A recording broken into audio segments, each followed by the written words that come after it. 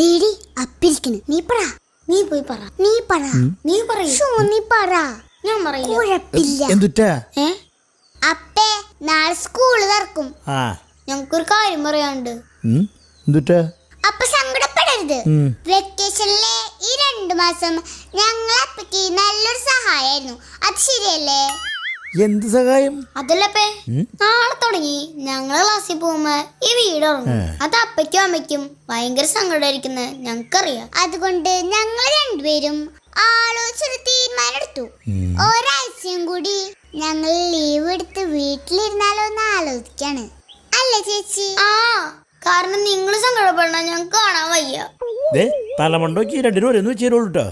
ഇവിടെ ക്ലാസ് തുടങ്ങണോക്കി ഞങ്ങൾ ഇരിക്കണേ. അപ്പൊ ക്ലാസ്സിൽ പോകാണ്ടിരിക്കാനുള്ള ഒരു അടവായിട്ട് വന്നേക്കാണ്. നാളെ മര്യാദയ്ക്ക് 2 മണിക്ക് ക്ലാസ്സിൽ പോയിക്കോട്ടെ.